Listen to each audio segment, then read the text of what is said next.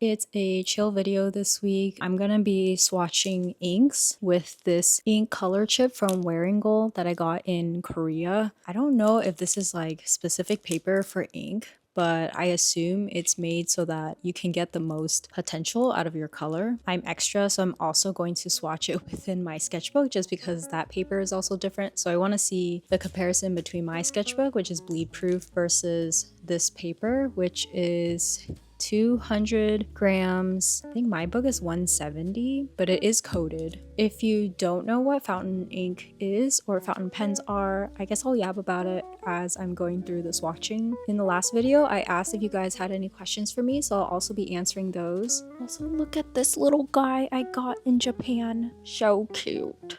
Okay, swatching time.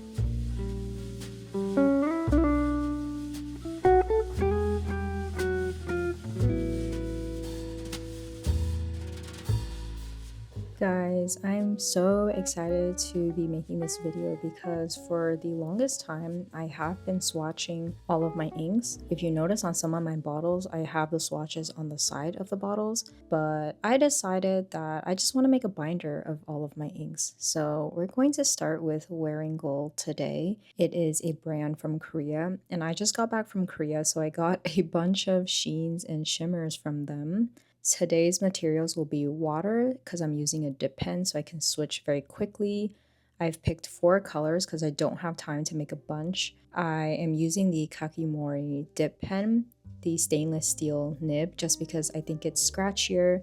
It has more finer lines and also thicker lines. And then of course a paper towel so that I can wash my nib.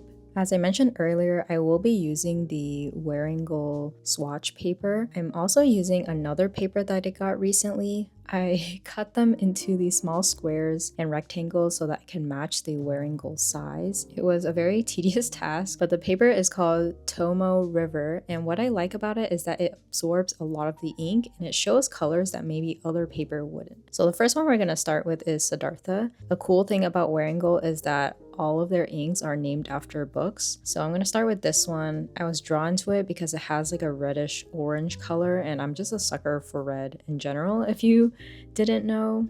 This one doesn't really have a sheen or a shimmer, so you don't have to shake it like I did. I think I just naturally did that. I'm gonna dip my fountain pen in, and the first thing that I usually do is I get like a big glob of the ink and I just use the thick side of the nib so that I can color in this portion of the swatch card. Something I'm also very careful of is not scratching my paper. So I'm like going as smoothly as I can with the thick side, and then I'm also moving all of the ink and pulling it into one side so that I can get some variations within my swatches. I want the dark pools on the top, and then I might leave some more slightly transparent ink on the bottom. And then I'll do the same with the Tomo paper. Just because the paper isn't printed on, I'm gonna try this motif where I just draw like a little fruit or like something that I can color in very easily, and then I'll do the same over here. Okay, while I'm doing that, I'm gonna pull up the questions that you guys asked me in a previous video. Thank you so much for submitting questions if you did. I also really enjoyed reading over your guys' answers for that video. I did like a Q&A video, except I asked you guys some questions, and I really just enjoy that time because we get to spend a bit more time learning about each other. And I think my favorite question that I asked last time was, what is something that you like about yourself, or like your favorite thing about yourself? And that was fun to read because you guys had like really cute answers. Like I think someone said sense of humor, someone said that they like being a good friend, and that's just so wholesome. So in no order, I'm just gonna read off the questions and go from there.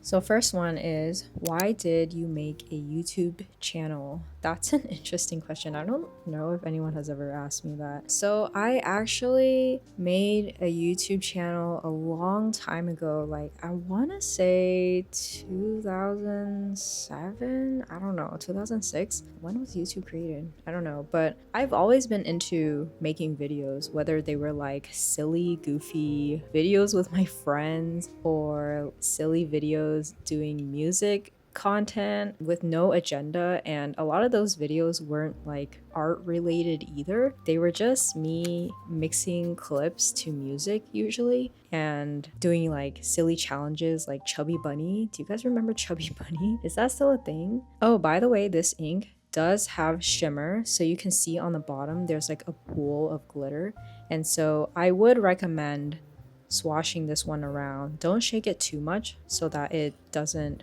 bubble and it creates like this airy look in your ink. Just swish it around, but very softly. That's my recommendation. This one is called a Star Spattered Hill, and I really like the yellow here. It makes really nice shading values when you do the dark pools versus like the lighter areas. But anyways, going back to that question, I've always been into making videos, and I think naturally as time went on, you know, we had short form content and we started spending more time on TikTok and Instagram reels and things like that. So I think for me it was a very natural transition because I've always liked to make videos, and so just making videos for my art was something that came very easy to me. So I think I made my YouTube channel because I wanted to continue making videos. Throughout my adulthood, I stopped making video content because I was spending more time making art, but I did want to revisit that, so I went back into making videos just for fun. Originally, when I made this YouTube channel, I didn't really tell anybody about it. I was just posting content. It was like a bunch of random stuff, like vlogs, art tours, things like that. So yeah, I would say if you are going into YouTube, just do it for fun. No expectations at all. One thing I do want to call out for these swatch papers is that the reason I like to have a blob of ink added here is because I want to see what the full potential of the color looks like. But I also have writing samples, and then I also have these like squiggly lines because I want to see what are the line variations when it's thin versus when it's thick. I will show the swatches later when they dry because right now it's still wet, and so the color actually might look a bit different, so we should wait for that. This next color is, oops, it spilled a little bit when I was traveling. It's called Secret Garden, and it's crazy because it's green, but it has like a yellow orange-ish shimmer, so I'm gonna mix that up. The next question is, what would you be doing if you didn't become an artist?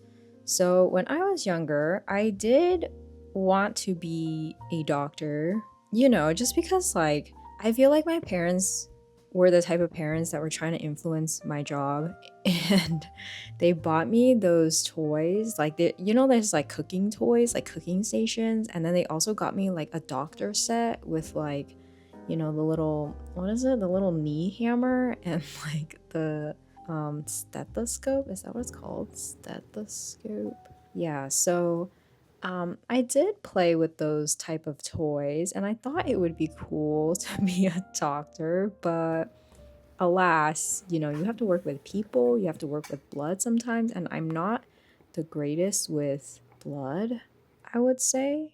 Yeah, so that didn't happen. Alternatively, in high school and college, I got into coding, so I was interested in not necessarily like being an engineer, but I think in another lifetime I probably would be like really good at math and do some sort of coding, but I ended up going to art school and forgetting everything about math, so yeah, that fell through. Another thing that I like to do after I swatch is that if my dip pen still has ink, I'll just use the rest of the ink in my sketchbook. I don't want to waste the ink. That's just frugal mentality, but I don't want to waste it. So I feel like it's very much wasted if I dip it back into water.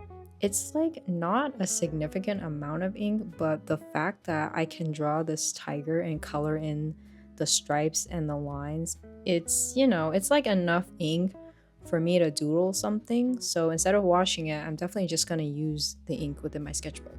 So that's something I would recommend, yeah, if you're just trying to like get rid of the ink. But I have zero thoughts making this doodle. I just want to get the ink out, and it's also nice to see in my sketchbook, like this paper is different as well. My sketchbook is bleed proof.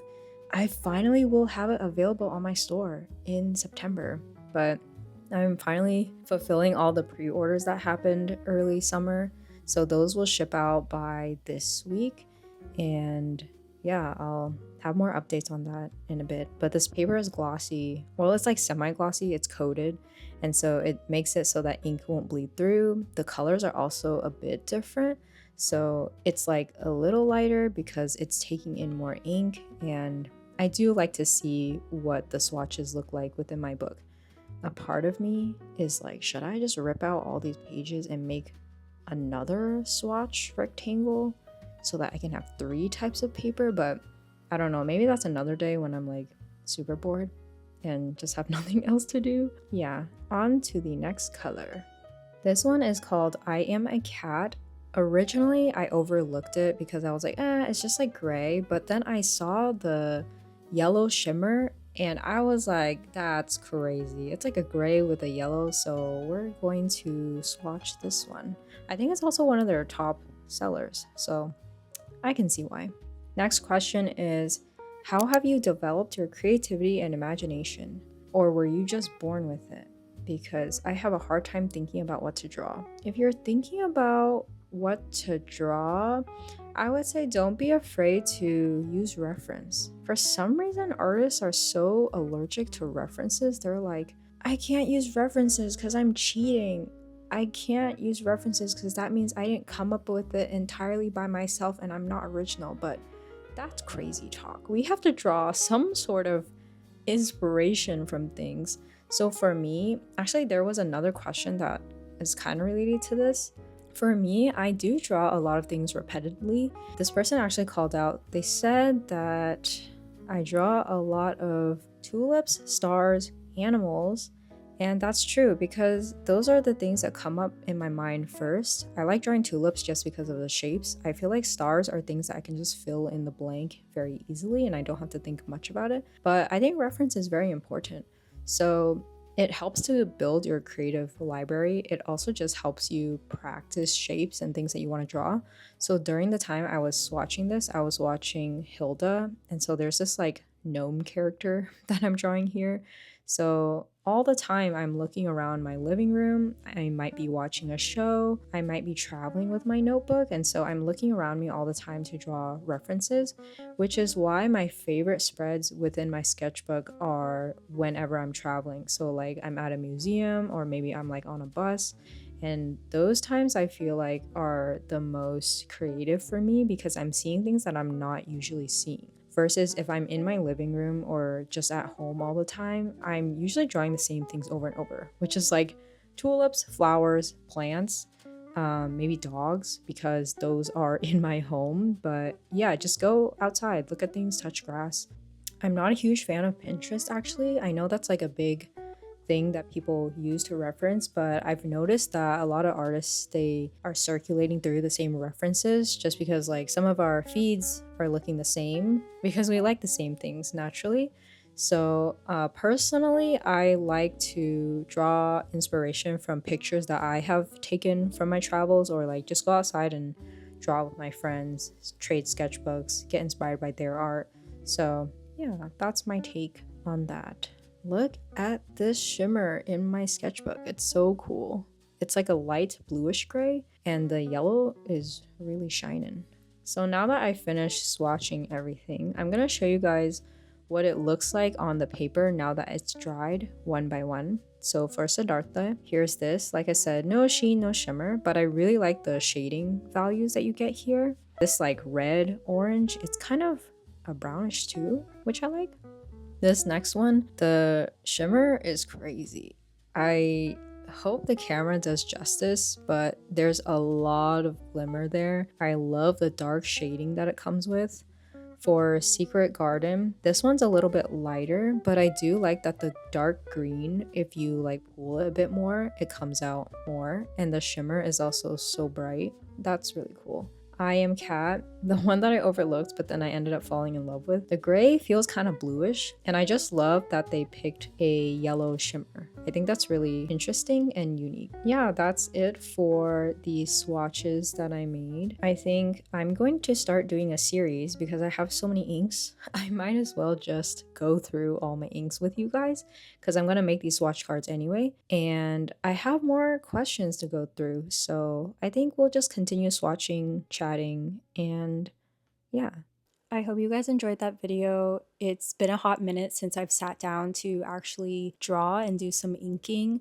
I've been traveling for the past month. I'm hosting an art market in Seattle this weekend. By the time this video is out, the market will already have ended, but I've been spending like the last 6 months planning that. We're also hosting like 10 people at our house because some of the artists are going to the event, and we're also doing like a cabin trip afterwards. So it's just been kind of crazy, in a good way though. So I'm very happy that I get to do art full time, and I'm very thankful that you guys watch my videos.